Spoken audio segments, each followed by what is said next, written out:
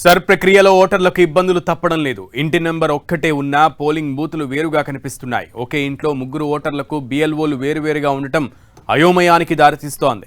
దీనికి తోడు తమ పరిధి కాదంటూ బిఎల్ఓలు తప్పించుకుంటున్నారు. ఇక మరికొన్ని చోట్ల బిఎల్ఓలు ఇంటికి రాక ఎన్యూమరేషన్ ఫామ్స్ లేకపోవడంతోనూ ఓటర్లు అవస్థలు పడుతున్నారు. ఎన్నికల సంఘం అడిగిన పత్రాలు లేక ఓటర్లు చిక్కుల్లో పడుతున్నారు. ముఖ్యంగా 2002లో ఓటు హక్కు లేని వారికి ఇబ్బందులు తప్పడం లేదు. ఇన్ని ప్రాబ్లమ్స్ ఉండగా తెలంగాణలో 90% ఎస్ఐఆర్ పూర్తయిందని కేంద్ర ఎన్నికల సంఘం అధికారులు ప్రకటిస్తున్నారు. దీంతో ఓటర్లలో ఆందోళన మొదలైంది.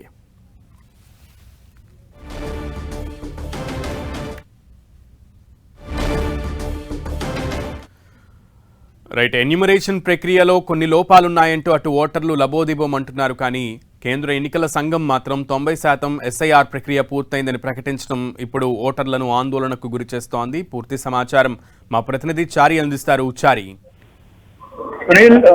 ఈరోజు తెలంగాణ వ్యాప్తంగా జరుగుతున్న సర్ ప్రక్రియతో ఓటర్లు ఇబ్బంది పడుతున్నారు. చాలా రాష్ట్ర వ్యాప్తంగా హైదరాబాద్ నగరంతో పాటు రాష్ట్ర వ్యాప్తంగా ప్రధాన నగరాలతో పాటు గ్రామీణ ప్రాంతాల్లో కూడా సర్ ప్రక్రియతో ఓటర్లు ఇబ్బంది పడుతున్న పరిస్థితి ఉన్నది.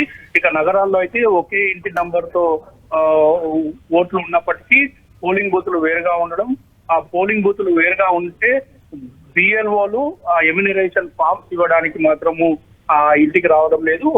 ఒకే బిఎల్ఓ వస్తున్నారు, మిగతా ఇద్దరు బిఎల్ఓలు రాకపోవడంతో ఆ ఏరియా పరిధి నాదాయం కాదంటూ చెప్తున్న పరిస్థితి ఉంది.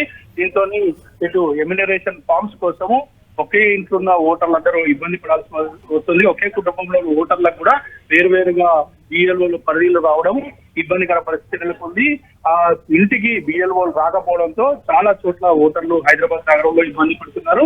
ఇక తెలంగాణ వ్యాప్తంగా 90% ఎమ్యూనరేషన్ల ఫామ్స్ పంపిణీ పూర్తయిందని కేంద్ర ఎన్నికల సంఘం సంబంధించిన రాష్ట్ర అధికారులు చెప్తున్నారు. అయినప్పటికీ ఇక్కడ మాత్రం చాలా చోట్ల ఇంకా ఫామ్స్ అందలేదు. హైదరాబాద్ లో 71% పూర్తయింది అని చెప్పేసి ఎన్నికల అధికారులు చెప్తున్నప్పటికీ అసలు వాస్తవంగా మాత్రం 1% పూర్తి కాలేదని, ఇంకా చాలా చోట్ల ఎమ్యూనరేషన్ ఫామ్సే రాలేదని చెప్పేసి కూడా హైదరాబాద్ నగర ప్రజలు చెప్తున్న పరిస్థితి ఉంది. చాలా మంది ఓటర్లు తమకు ఓటర్స్ అంటే 2002కు ముందు ఎలాంటి డాక్యుమెంట్ లేక మా కుటుంబం అంతా 2009లోనే ఓటర్లుగా నమోదయ్యాము, మాకు సంబంధించిన కాగితాలు వాళ్ళు చెప్పిన ఏవి కూడా మా దగ్గర లేవు, అలాంటి పరిస్థితుల్లో మేము ఏం చేయాలంటూ కూడా చాలా మంది ప్రశ్నిస్తున్న పరిస్థితి ఉంది. కొన్ని చోట్ల ఎమ్యూనరేషన్ ఫామ్స్ లేవంటూ బిఎల్ఓలు చెప్తున్నారు. మీకు ఇక్కడ ఓటు ఆ ఏరియా చూసే బిఎల్ఓలు చెప్తున్న పరిస్థితి, బిఎల్ఓలో కూడా పూర్తిగా అవగాహన లేకపోవడంతో చాలా మంది ఓటర్లు ఇబ్బంది పడుతున్న పరిస్థితి ఉంది. హైదరాబాద్ లో ఎమ్యూనరేషన్ ఫామ్స్ పంపిణీలో కూడా చాలా ఇబ్బందులు వస్తున్నాయి. వాళ్లకు ఓటర్ కార్డులు ఉన్నప్పటికీ మీకు ఇక్కడ ఫామ్ లేదు, మీరు వేరే చోట వెళ్ళి తెచ్చుకోండి కూడా వాళ్ళు బిఎల్ఓలు సూచిస్తున్న పరిస్థితి ఉంది. దీంతో చాలా చోట్ల గందరగోళ పరిస్థితులు నెలకొన్నాయి. చాలా మంది ఇబ్బంది పడుతున్న పరిస్థితి ఉంది. అయితే ఖచ్చితంగా బిఎల్ఓలు మాత్రం ఇంటి దగ్గరకు వచ్చి ఆయా ప్రాంతాల్లో ఖచ్చితంగా ఓటర్లకు ఎమ్యూనరేషన్ ఫామ్స్ పంపిణీ చేస్తారని రాష్ట్ర ఎన్నికల అధికారులు చెప్తున్నప్పటికీ ఆ పరిస్థితి లేకపోవడంతో చాలా మంది ఓటర్లు ఇబ్బంది పడుతున్నారు. సమయం గడుస్తున్న కొద్దీ ఆందోళనకు గురవుతున్న పరిస్థితి నెలకొంది.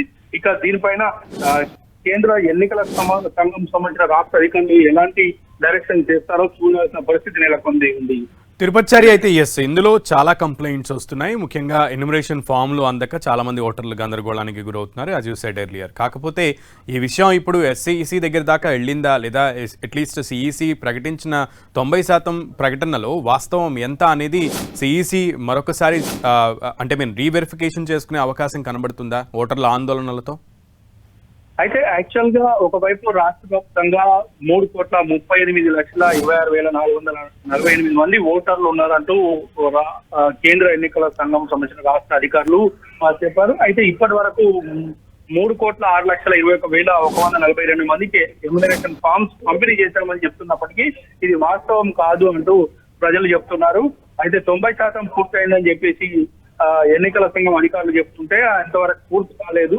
ఇక చాలా ప్రాబ్లమ్స్ ఉన్నాయి ఫామ్స్ పంపిణీలో కానీ ఫామ్స్ కూడా. ఇటు బిఎల్ఓలకు కూడా అవగాహన లేకపోవడం వల్ల చాలా ఇబ్బంది పడాల్సిన పరిస్థితి ఏర్పడుతుంది. ఇంకోటి, కేంద్ర ఎన్నికల సంఘం గైడ్లైన్స్ ప్రకారం 12 ధ్రువపత్రాలను చూస్తే మీ ఓటు ఖచ్చితంగా నిర్ధారిస్తామని చెప్తున్నప్పటికీ ఆ 12 ధ్రువపత్రాల్లో చాలా మందికి తమ దగ్గర ధ్రువపత్రాలు లేవు అని మేము కొత్తగా 2009 తర్వాత 2002 తర్వాతనే ఓటర్లుగా నమోదయ్యాము అంటూ కూడా చెప్తున్న పరిస్థితుల్లో వాళ్ళకు ఎలాంటి ఆప్షన్ లేకపోవడంతో చాలా మంది తమ ఓట్లు గల్లంతయ్యే పరిస్థితి ఉందని చెప్పేసి స్థానికంగా ఉన్న డిఎల్ఓల చుట్టూ తిరుగుతున్నప్పటికీ ప్రయోజనం లేకపోతుంది. ఖచ్చితంగా ఎన్నికల సంఘం దీనికి సంబంధించిన విషయాల్లో ఖచ్చితమైన నిర్ణయం తీసుకోవాల్సిన అవసరం ఉంది. ఒకవైపు చెప్తున్న పరిస్థితులు. Okay Tirupati Chari, thank you.